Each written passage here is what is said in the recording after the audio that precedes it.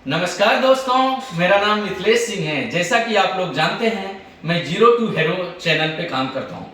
मेरे दोस्तों, आज मैं आप लोगों के बीच दो अकाउंटिंग सेक्शन के बारे में बात करने जा रहा हूँ जो बहुत ही इम्पोर्टेंट है। एक होता है अकाउंट रिसीवेबल और दूसरा होता है अकाउंट पेबल। ये दोनों ही बहुत ही बढ़िया सेगमेंट है और आप देखेंगे जो इसमें काम करते हैं उसका पैकेज करीब करीब यदि देखें जो एक्सपर्ट हैं उनका 7 से 8 लाख से ऊपर पैकेज एनुअली रहता है। हालांकि जिनको एक्सपीरियंस ज़्यादा है और क्वालिफिकेशन यदि कंपनी सेक्रेटरी चार्टर्ड अकाउंटेंट जैसे हैं तो उनका तो पैकेज और भी ज़्यादा है।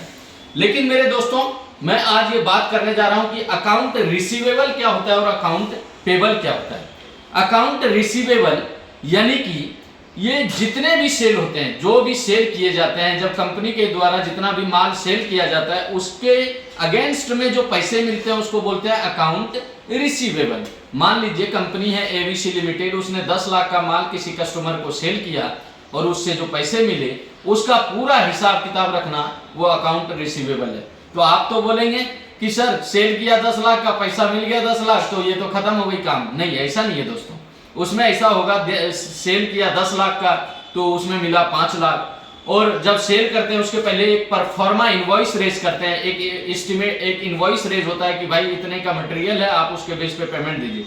फिर कुछ एडवांस पेमेंट मिलता है, फिर उसके बाद इनवॉइस रेज होते हैं, फिर उसके बाद मटेरियल शिफ्ट होते हैं। मान लीजिए आउट ऑफ इंडिया से ऑर्डर आया इंडिया के लिए, और यदि इंडिया में कोई एबीसी लिमिटेड कंपनी है, उन्होंने सेल किया ऑस्ट्रेलिया में, तो ये यहाँ से जब तक वहाँ सेल होके उनके साइट, उनके जो गोडाउन है वहां तक माल डिलीवर नहीं हो जाता है, तब तक अकाउंट सेल जो है, अकाउंट रिसीवेबल कंप्लीट नहीं होता है।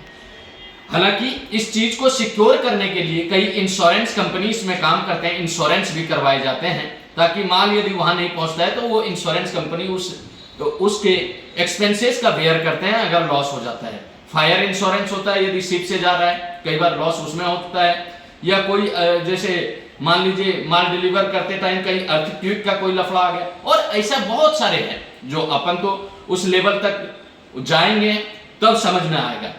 जैसे कस्टम ऑफिसर के पास से माल वहां जाता है, एक प्रॉपर प्रोसीजर होता है। ये सारी चीजों का कैलकुलेशन अकाउंट रिसीवेबल में होते हैं। जैसे माल सेल किया, उसमें इंश्योरेंस के कितने खर्चे आए, उसमें फ्रेट के कितने खर्चे आए, उसमें जो भी खर्चे आए वो सारी चीजों का रिकॉर्ड जो है अकाउंट रिसीवेबल। अकाउंट रिसीवेबल जो बेसिकली है, जितने भी खर्चे हैं वो सारी चीजों को इंक्लूड किया जाता है। उससे जो स्टेटमेंट तैयार किए जाते हैं वो अकाउंट रिसीवेबल होते हैं। ये जब बेसिकली जिनको हम माल सेल करते हैं उनको भेजते हैं और बताते हैं देखिए फ्रेट का इतना खर्चा है, इंश्योरेंस का इतना खर्चा है, आपने एडवांस इतना दिया था, आपको हमने सेल इतने का किया, इसके अगेंस्ट में आपने लेटर ऑफ क्रेडिट इशू किया था, चेक इशू किया था। ये सारे चीजों का एक प्रोसेस होता है। उसके बाद फाइनली इस अकाउंट को सेट किया जाता है जिसको बोलते हैं अकाउंट रिसीवेबल। ये बहुत ही महत्वपूर्ण सेगमेंट होता है मेरे दोस्तों। अब दोस्तों मैं आपके बीच बात करने जा रहा हूं अकाउंट पेबल। अकाउंट पेबल क्या होता है मेरे दोस्तों? अकाउंट पेबल बेसिकली होता है जो कोई भी एबीसी लिमिटेड कंपनी है, उसने जो भी मटेरियल परचेस करके लाते हैं, जितने भी मटेरियल परचेस करके लाते हैं तो उनको पेमेंट करना पड़ता है। वो जो पेमेंट करना पड़ेगा उसको बोलते हैं अकाउंट पेबल। तो ये सारे कैलकुलेशन किए जाते हैं, ये अकाउंट पेबल डिपार्टमेंट के द्वारा किए जाते हैं। मान लीजिए हमने इस बार क्या करेंगे, अकाउंट रिसीवेबल से ये रिवर्स हो जाएगा। इस बार तो इंडिया से बाहर माल बेचते थे, अब जो है इंडिया के बाहर से मान लीजिए माल परचेस करके हमने लाया, हमने 50 लाख का माल इंडिया के बाहर से परचेस करके मान लीजिए फॉर एग्जांपल के लिए यूएसए से लाया, और उनको जो पेमेंट करेंगे वो अकाउंट पेबल होते हैं। और फिर इसमें भी बहुत सारे कैलकुलेशन होते हैं, वहां से जो आए उसमें इंश्योरेंस खर्चे क्या हुआ, फ्रेट खर्चा क्या हुआ, हमने एडवांस कितना दिया था, वो सारी चीजों का एक एक कैलकुलेशन होता है। हो सके फिर बाद में माल हमें कुछ डिफेक्ट आ गया माल, तो उसको जो रिटर्न किया उसको भी माइनस किया जाता है। ये सारे चीजें जो है अकाउंट पेबल डिपार्टमेंट में किए जाते हैं। हालांकि दोनों सेगमेंट अपने आप में बहुत महत्वपूर्ण है, चाहे अकाउंट रिसीवेबल हो, अकाउंट पेबल हो। ये सारे चीजें account receivable, account payable, payroll department, taxation, ये सारे चीजों को जोड़ के एक रिपोर्ट बनाया जाता है जो इसको MIS रिपोर्ट बोलते हैं। ये बेसिकली अकाउंट डिपार्टमेंट के हेड ऑफ मैनेजर बनाते हैं, जो असिस्टेंट मैनेजर के लेवल के होते हैं। उसके बाद सीनियर मैनेजर इसको रिव्यू करते हैं और फिर जो है ये एक अच्छा रिपोर्ट माना जाता है। हालांकि इंडियन अकाउंटिंग के केस में ये सीनियर अकाउंटेंट बनाते हैं। हम जब चार्टर्ड अकाउंटेंट के अंदर काम करते थे, आर्टिकलशिप किया, उस टाइम बहुत सारे इसके डिटेल थे। हालांकि यदि इंडियन और फॉरेन अकाउंटिंग कंपेयर करें ना, तो Indian accounting complex, foreign accounting clear cut है। जो सेल हुआ, जो परचेस हुआ वो क्लियर है। लेकिन इंडियन अकाउंटिंग में बहुत सारे ट्रांजैक्शन हाइड रहते हैं, बहुत सारे टर्मिनोलॉजी को ऊपर नीचे करते रहते हैं, टैक्स का सेविंग एडजस्टमेंट, बहुत सारे वो अलग अलग चीजें चलते रहते हैं।